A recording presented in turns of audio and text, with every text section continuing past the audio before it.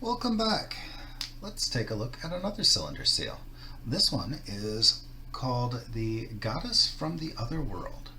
It's an Isin Larsa, or Old Babylonian period cylinder seal, made out of hematite. The image you see is actually the impression of the cylinder seal. So what you do is you take one of these, very small remember, cylinder seals, and then you roll it across clay and it leaves an impression that repeats. This one dates from between 2000 and 1600 BC. We don't know where this was found because, generally speaking, the images of this style with the naked woman in the center are from an unknown location. There was a time when museums would just simply pay people for artifacts that they had found.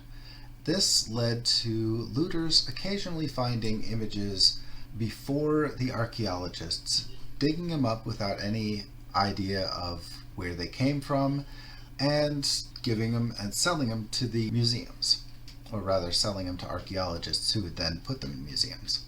This image has been identified as Inanna. However, that's based primarily on the fact that the image is female. When in doubt, a lot of times they will pick whoever is the most popular deity in an area and they will say, oh, well, this is Inanna. It might not be a deity. It might be just somebody that happened to be female in an image. Given the location, maybe we would know more. But since we don't have any clue where this comes from, we've only got a guess that it's maybe Inanna. And as you'll see through the analysis of the actual image, there's a really good chance it's not Inanna. Before we focus on the goddess herself, let's take a look at some of the other elements of the image. We see two rows of figures. The bottom row has figures with fishtails reminiscent of the goat fish that you might be familiar with from astrology. The goat fish, or Capricorn, in Mesopotamian context is one of Enki's creatures. That would indicate that at least the images on the bottom row are in the water. We see a number of heads, so this could be figures going into the underworld through the man-eating river. And then we see images on the top row. Those are full-formed. They seem to be a little bit more in dignified poses. We see a greeting posture in some. We see hand over hand gestures of worship or humility in another. So this could be two sets of individuals. Some that are headed to either the world of the living or perhaps the heavens, and some that are headed towards the underworld. Amongst them, you see a winged lion figure holding what might be a staff.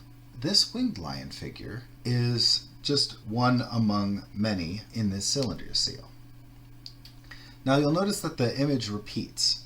You'll see a winged lion figure to the upper right of the goddess in the center, and you'll see it at the far left.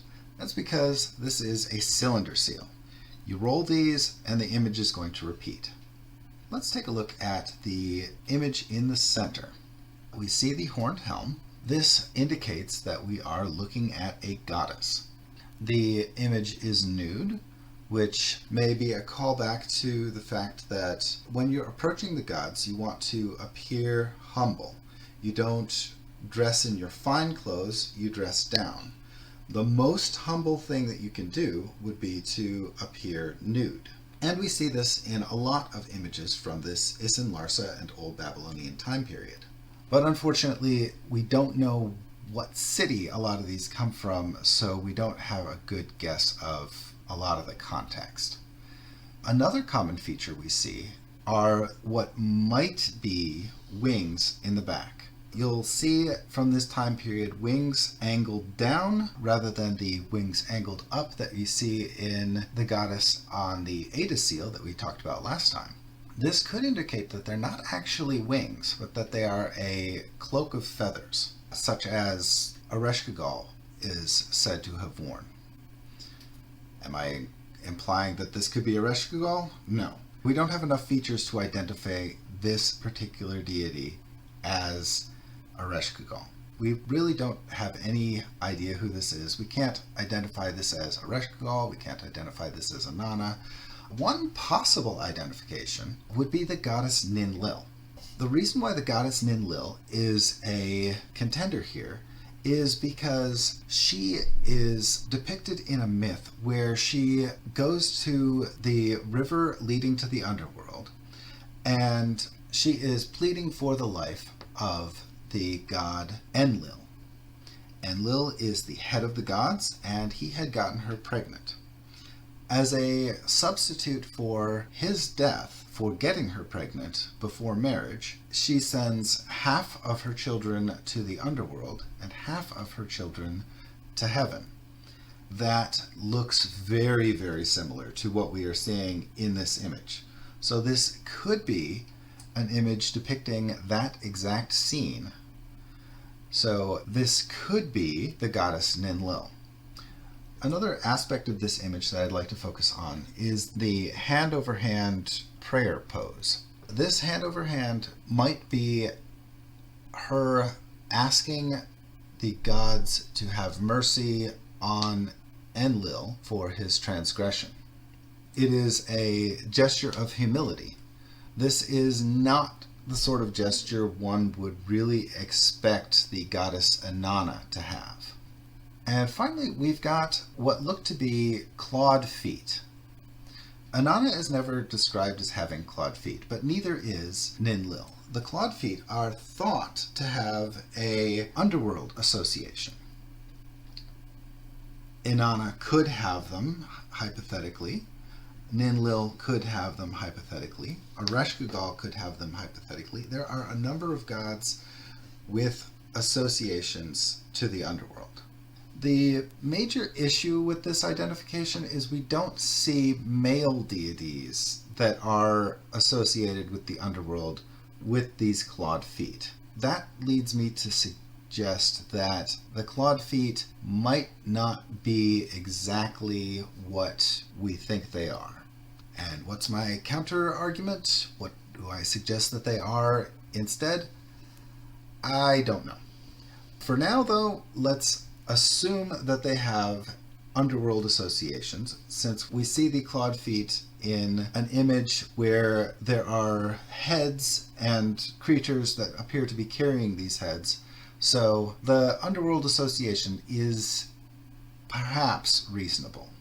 And of course, I'm going to reiterate, in text, the only deity that we have that's described as having claws is Ereshkigal, but that does not mean that this is definitely Ereshkigal. My actual guess is that these images may be associated to a goddess of the city where this image was crafted, and that means that this represents a deity from that area. Alternatively, it could be that during the Isin Larsa period, this was a common style to represent various goddesses, and that each one could be customized to refer to a specific goddess. That's all I have for you today, and I hope you enjoyed. Keep an eye out. We'll be bringing part 3 next time, and we'll be talking a lot more about these Isin Larsa images. Take care. Bye-bye.